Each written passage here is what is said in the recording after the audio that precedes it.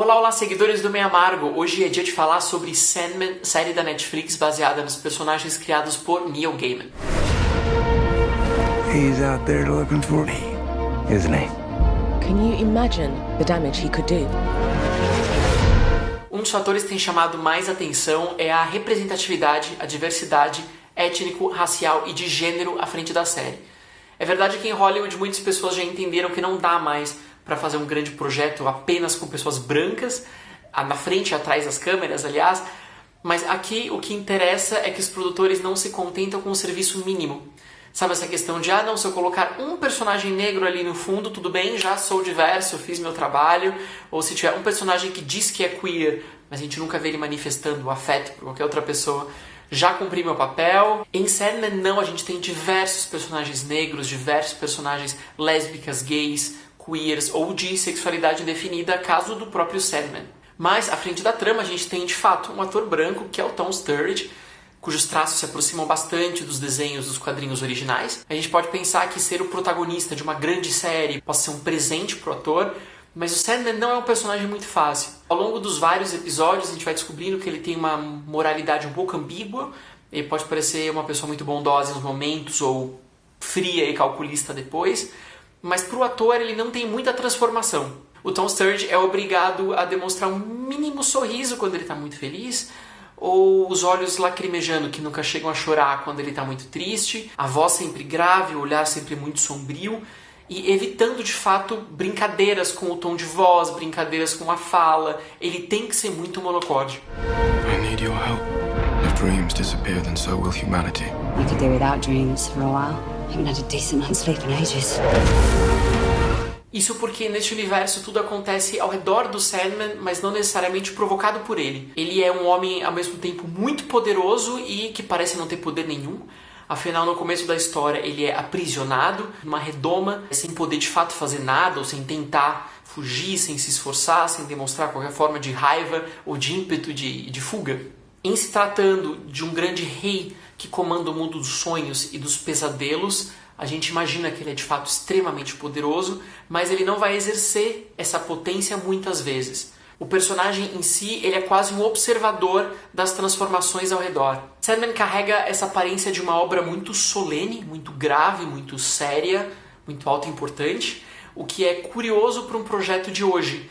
Afinal, quando a gente está falando desses mundos muito mágicos, com um tanto de absurdos ou de inverossimilhanças em relação ao real, é comum que você coloque uma dose de humor, uma dose de leveza, de autoironia, para você ter um distanciamento. Talvez o único personagem ali que tem um pouco de leveza seja o Corvo, interpretado pelo Patton Oswalt, a voz do Patton Oswalt, que tem um pouco ali de brincadeira e que ele é muito útil para a história, porque como ele não conhece nada daquele mundo mágico, isso permite ao Sandman ficar explicando para ele o que está acontecendo, para onde ele vai, o que ele pretende fazer, para, na verdade, informar o público. Dreams and nightmares that I create and which I must control. Essas ferramentas explicativas estão presentes ao longo de toda a temporada, porque é claro que a Netflix não quer se comunicar apenas com quem já conhece e já gosta muito do Sandman, ela quer convocar pessoas novas. Por isso existe a Lucienne, a bibliotecária que assume a função do reino enquanto o Sandman está fora, e o papel dela consiste basicamente em ser uma explicadora. Enquanto isso vai ter também uma narração no começo dizendo quem é o Sandman, de onde ele vem, quais são os poderes dele. É engraçado como essa primeira temporada tem, digamos que, duas metades muito claras. Do episódio 1 ao 4, a narrativa avança graças à magia e ao espetáculo dos efeitos visuais. É evidente que foi colocado muito dinheiro ali na construção desses mundos e na grande maioria das cenas isso funciona muito bem. Principalmente quando você tem pequenas criaturas mágicas como a gárgula ou você tem universos estáticos. Eles são muito bonitos, muito bem feitos e cheios de detalhe. O problema começa nas sequências com muito movimento. Quando a gente tem algo semelhante ao efeito de um drone sobrevoando os cenários, ou então transformações muito bruscas que exigem efeitos especiais, aí é evidente que o trabalho visual, o trabalho de pós-produção e trabalho gráfico não é tão bem detalhado assim. I'm not gonna stop until I've reshaped this world. Chegando ao episódio 5, a gente tem uma grande surpresa. Entram personagens novos, a gente não está mais no mundo mágico, e sim numa lanchonete. e de repente a parte principal do episódio se passa entre pessoas sofrendo o efeito de um rubi que nem está em posse do Sandman, e sim do John, muitíssimo bem interpretado pelo David Thewlis, como sempre. O episódio 5 é o meu preferido de toda a primeira temporada, ele pode parecer um pouco descolado daquele universo mágico, mas é nele que a gente vai entender como o poder pode agir para corromper uma sociedade. Nesse episódio, que é profundamente sangrento, profundamente queer, é quando a gente tem de fato mais prazer de direção, mais prazer de atuação, e é quando os personagens parecem finalmente não se levar tanto a sério. I thought about giving up, but I have a job to do, and I do it. Things have changed. Aí a gente pensa que esse episódio 5 pode ser apenas um parêntese, tal como o famoso episódio da mosca de Breaking Bad, lembra?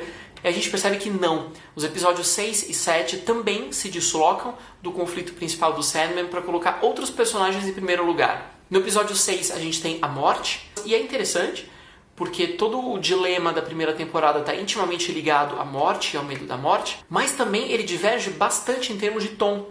Se o anterior era quase uma fábula de horror, esse aqui lembra quase um conto de autoajuda.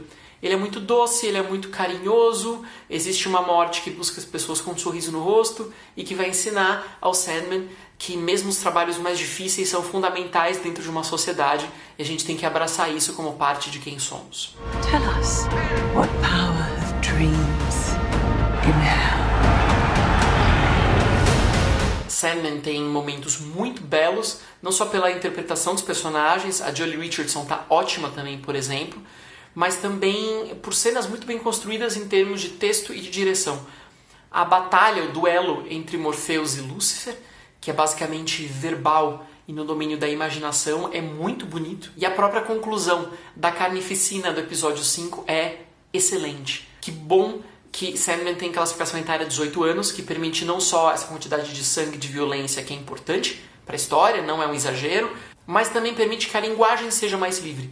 A gente tem muitos fucks e muitos outros palavrões que estão ali dentro e que são importantes, são pertinentes à história. Chegando à reta final, é claro que a gente volta a ter o Sandman no papel principal e aquele mesmo caráter didático do começo retorna para fechar a temporada e abrir o caminho para a segunda história. Problemas que até então pareciam impossíveis de solucionar, envolvendo o Coríntio, muito perigoso, muito forte, ou então o caráter de Vortex da Rose, eles são solucionados no episódio final com uma facilidade extrema que a gente não esperaria, e a gente tem um final feliz que parece hollywoodiano. Your waking world is shaped by dreams. A maioria dos comentários sobre a série até então tem sido sobre a proximidade ou distância em relação aos quadrinhos. Tipo, mas isso era mais extenso no quadrinho, mas o desenho não era exatamente esse. Nesse momento a gente lembra que a fidelidade à obra original não é necessariamente uma coisa positiva. Na verdade, muitos diretores defendem a tese de que quanto mais traição da obra original, melhor, porque são linguagens totalmente diferentes. No final, se por um lado ela dá um passo adiante no que diz respeito à representatividade de corpos, de gêneros e na discussão sobre a morte, por outro lado, ela dá um passo atrás na capacidade do espectador de compreender metáforas, ambiguidades. Existem muitos símbolos que são explicados, reexplicados, e a gente mostra para ter certeza que todo mundo entendeu do jeito que os criadores queriam. Esse é o caso em que a boa ambição social acaba se encontrando com uma pequena e frágil ambição cinematográfica, de linguagem audiovisual. Your eyes will tell me everything, every thought, every feeling. Mesmo assim, a gente não tem dúvida que um projeto desse porte, muito visto e muito querido, tem tudo para continuar, e quem sabe, nas próximas temporadas, os personagens que foram pouco trabalhados aqui possam crescer e continuar honrando essa memória coletiva, esse imaginário que muitas pessoas têm em relação ao Sandman original, aos quadrinhos e à criação do Neil Gaiman. É isso, eu fico por aqui hoje. Não deixe de curtir, de colocar o seu comentário, de seguir o canal em especial e ativar as notificações para não perder nada. E também fique de olho no meiamargo.com, onde tem muitos textos com críticas, debates, entrevistas, análises e muito mais. Até a próxima!